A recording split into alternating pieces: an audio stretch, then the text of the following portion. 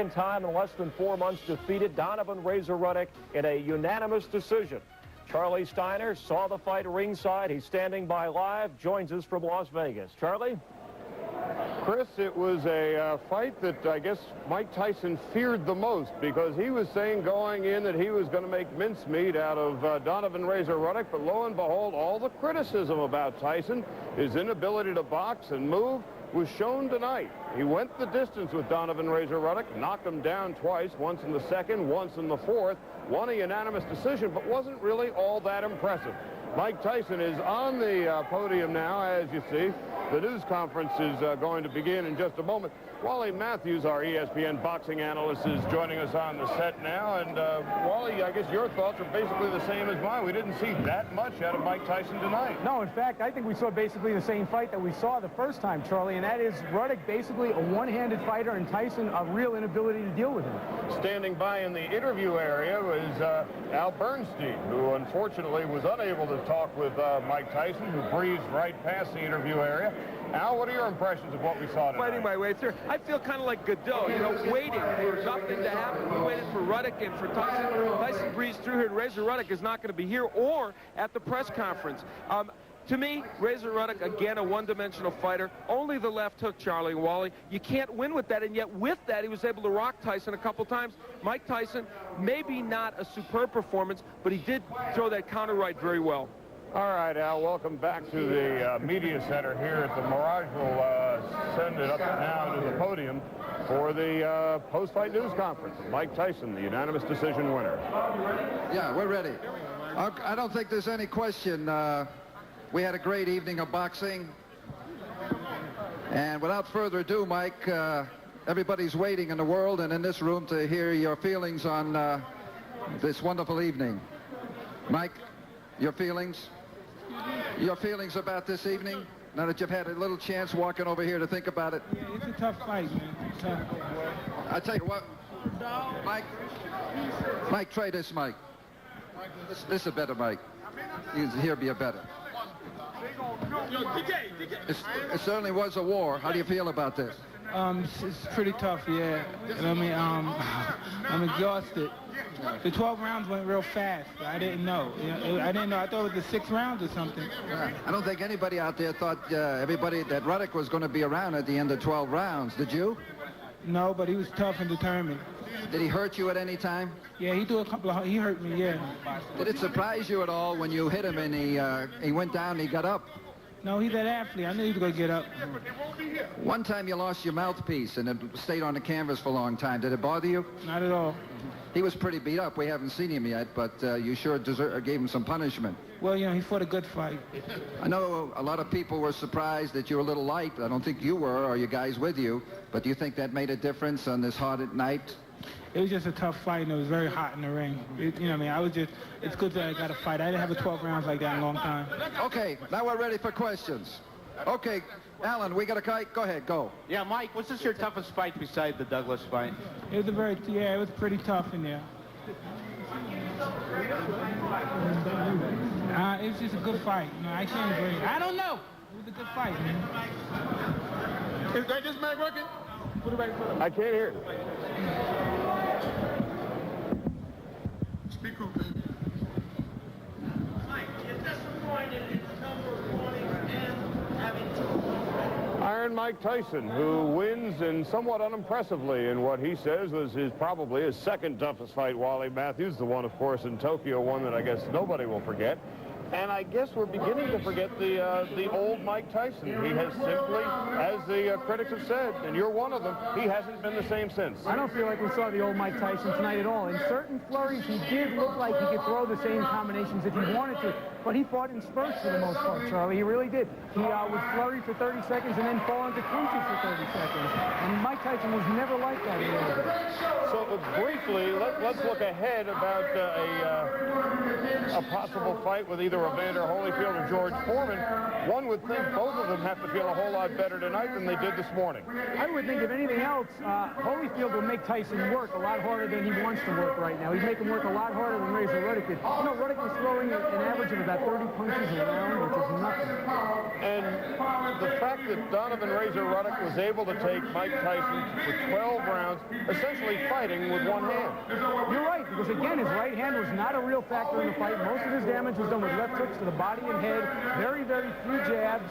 I'll tell you one thing that did save Tyson tonight. He's got a heck of a chin. He got hit with some solid left hooks. Yes, he did. This is Tyson in the second round, and now to the fourth round. That's the punch in which Tyson loaded up and would deposit Ruddock on the seat of his pants about halfway through the round. In round 6, the first half of the fight, Tyson seemed to control reasonably well. And there was some question going in about the 238 pounds, the additional weight, which seemed to be a benefit in the long run for Ruddock. It seemed that it wore Tyson down a bit later in the fight, but I'll tell you something else. Tyson did not put a lot of pressure on Ruddock. If he had put more pressure on him, maybe the weight would have been more of a factor. And I'll tell you something else. There were 2 knockdowns in the fight. Ruddock down both times, but they were both basically flash knockdowns. He was up quickly, never really hurt. I never got the sense that Ruddock was hurt at all. You're taking a look at round 8, the evil eye of Mike Tyson, which is far more menacing than most of his punches tonight. You know, Tyson did a lot of his damage also after the bell. There were numerous after-the-bell exchanges. Ironically, it was Ruddock, the one who lost a point for a late blow in the bout. Really, Tyson had initiated most of the late rounds after the bell exchange. In fact, Tyson was penalized a point for a low blow in both the 9th round and the 10th round. And both were delivering low blows in the 11th round. So this was not a fight in which the Marquess of Queensberry would be terribly proud. And I suspect that Don King and Mike Tyson have to rethink perhaps their marketability in terms of the way they're going to be negotiating with the Duvas. Now, one thing we should mention, though, is that in the ring immediately after the fight, Tyson said to Ruddock, "We'll fight again." And Ruddock said, "Definitely." So who knows? Well, we may see Tyson Ruddock 3. Let's go back to Chris Myers. We'll return to Las Vegas shortly. Chris? All right, thank you very much, Charlie and Wally Matthews. We will, of course, have further reports from Las Vegas on the Tyson Ruddock fight coming up on SportsCenter after the baseball game you are watching. We return you now to the game you're enjoying here on Friday Night Baseball. You've vindicated. Who's next for you? Hello? Now that you've vindicated as the greatest heavyweight champion, who's next for you? I'm just gonna go home and relax. I'm not even thinking about fighting now. I'm just gonna go relax. Mike, do you have new respect for Razor Ruddock, or do you still feel the same way about him before the fight began? Well, can I tell you something? I guess, I don't know when, but I can see down the, I could tell we're gonna fight again. Mike, it looked like after 2 rounds that we might be looking at a short fight. What was it in the 3rd round that kind of turned it around, made it prolonged? He came fighting hard. He had a good fighting spirit tonight. Did the heat affect you at all? It was pretty hot, but regardless, I was just confident about the fight. Mike Tyson, a winner by unanimous decision. Charlie Steiner and Al Bernstein were in Las Vegas for the fight. They'll have more on SportsCenter after the game.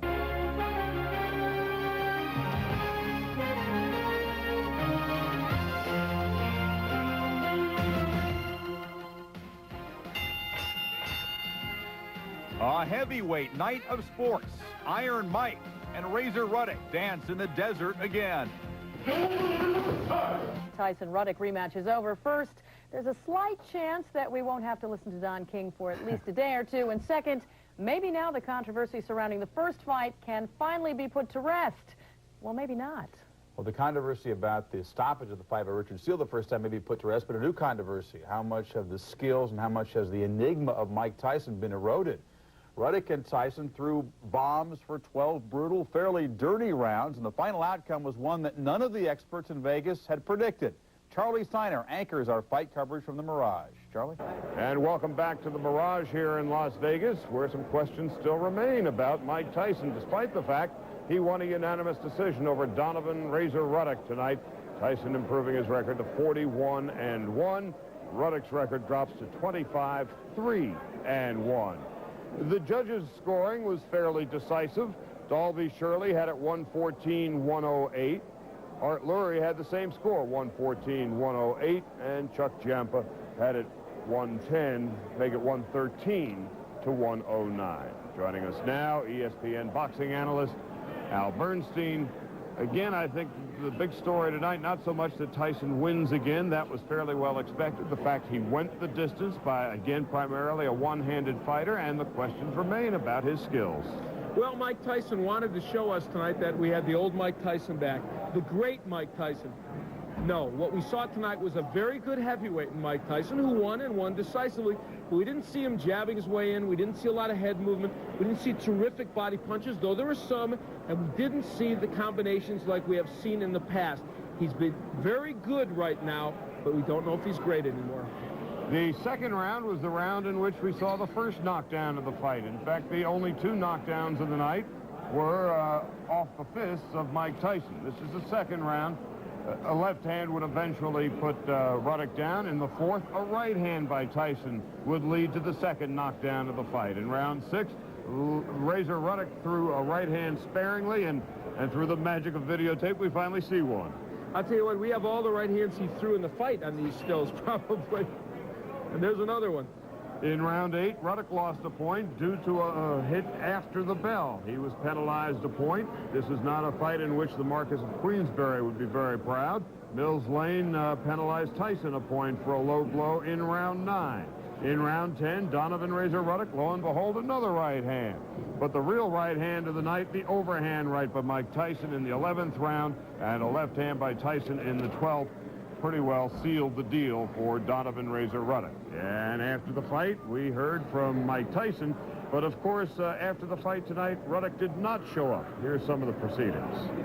I hit him hard, perhaps somewhere in the 8th round that hurt him, but he wouldn't go down. He was stung pretty bad. I don't know what punch it was, but I think it was a straight right hand. He was stung pretty bad, but he stuck in there.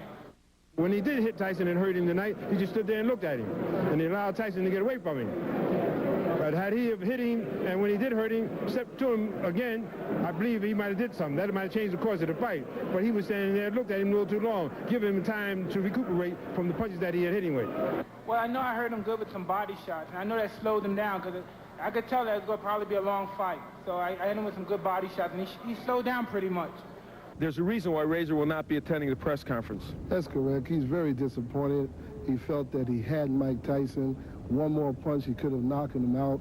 He took the best of Mike, but hey, Mike got a good chin. Mike prepared himself well. Those were the two best heavyweights in the world you just seen perform. Somebody who certainly is chomping at the bit back home in Houston, Texas, George Foreman, another fellow back in Atlanta, Georgia, the heavyweight champion of the world, Evander Holyfield. He, too, must be fairly hungry for a Mike Tyson fight based on tonight's performance. Well, there's only really 2 fights out there for Mike Tyson. The Holyfield fight, which I think most people would like to see for the championship, but the Duvas and Don King will wrangle over that one. So the Foreman fight becomes interesting, too. I said it after the last Ruddock fight, and not much has changed in my mind. Very tough at this point for Mike Tyson to beat either Holyfield or Foreman because they bring to the dance things that will beat him. Foreman brings uppercuts and left hooks just like Ruddock threw, plus an excellent jab which will land against him. And Holyfield brings hand speed, and if he gets to throw all those punches against Tyson, he'll hit him with them. And one of the things we have learned about Mike Tyson over the years, when he has difficulty, it's against taller men. And both George Foreman and Evander Holyfield are considerably taller. Let's go back to SportsCenter. And speaking of George Foreman, we've heard that there could be a bout worked out within 3 to 5 days with Mr. Tyson. Well, interest certainly peaked for that bout because of Tyson's performance. As Al Bernstein said, Foreman is the kind of fighter who could give Tyson trouble. I think the jury's still out on Tyson, though. I think that Ruddock can take a punch, and that may explain why Tyson doesn't look like the old Tyson, because he hadn't fought a guy that can take a shot like that. And Mike isn't used to going 12 rounds either. On the undercard of that fight, Azuma Nelson retained his WBC junior featherweight title by drawing Australian Jeff Fenech. Most felt that Fenech was robbed, but the bout scored a draw. Nelson keeps the title. They are talking rematch. Razor Ruddock fight. They saw something I don't think anybody expected, and that was a decision having gone the full 12 rounds. Yeah, I certainly didn't, Dan. There was tremendous interest in this fight as to whether the old Mike Tyson still existed.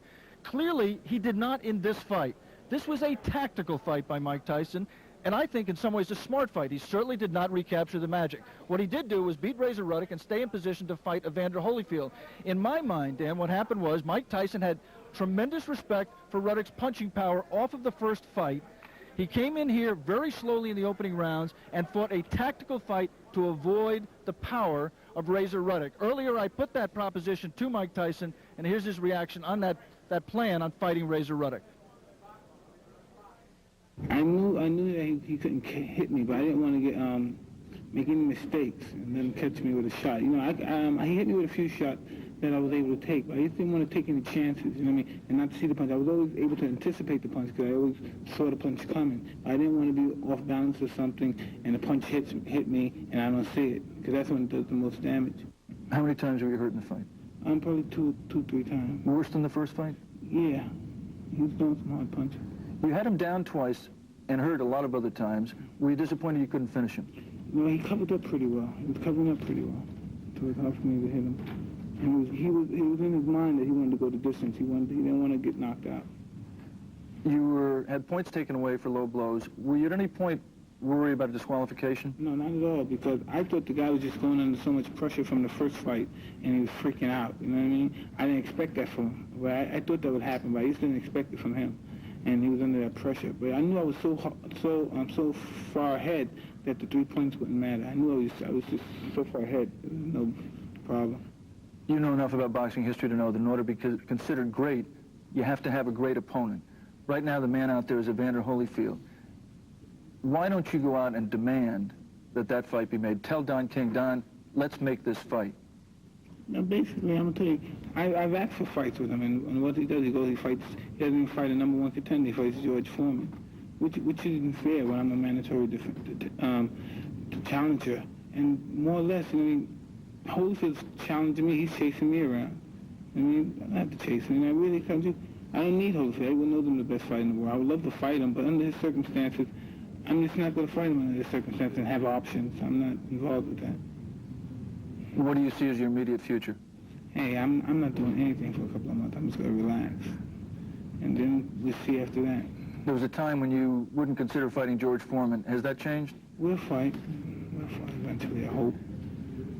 But right now, I'm just going to go home and relax. I'm sore for like 20 minutes, beat me up.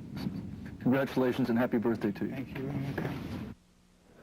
All right, Alex, it is fashionable to write and talk about the deteriorating skills of Mike Tyson. True, false? Well, he is 25 years old tomorrow. I think it's difficult to judge him off of this fight. I think Razor Ruddock, with his power, is the kind of opponent who is going to make Mike Tyson take a lot of the magic away from him. Whether Mike Tyson is the same Mike Tyson when he steps in against a George Foreman or Evander Holyfield, I think remains to be seen. I don't think you should draw conclusions from this fight.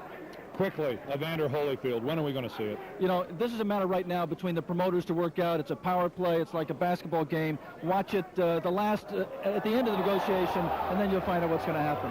Well, that's a wrap from Las Vegas. Up a few million in the process and then immediately have to answer questions about whether he is disappointed. The answer is, of course, when you are Mike Tyson and your opponent is able to walk out of the ring. They always expect a knockout in the first round or second round. But you know what happens? Every time I go the distance with someone, my stock just goes straight to the roof. Every day money comes, people say, oh, it's not the same. And then I come, I fight a good fighter, boom, 1 round knockout. 1 round knockout, 1 round knockout, here, 4 round knockout. I mean, so I don't let that bother me. It doesn't affect me at all.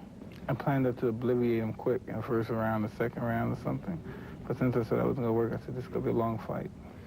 In the second round, when you knocked him down, did you feel like you hurt him, or was it? No, I knew he wasn't hurt. It was just flash knockdown. Even this other one was just quick, you know what I mean? And he caught him off guard, but I knew he wasn't hurt because he got up too quick. When you didn't, as you say, obliterate him early, was it frustrating to you? No, not at all. I used to keep throwing those punches because I knew eventually he had to break. I knew he couldn't take them all night long like that. I don't know if you saw the fight or not, but if that wasn't an obliteration, I don't know what is. Of course, that was our Charlie Steiner talking with Mike Tyson. And a reminder, if you didn't have an opportunity to shell out your 40 clams on Friday night, the rematch resurfaces again July 3rd at 10 p.m. on Showtime. No holds barred. It's a war zone.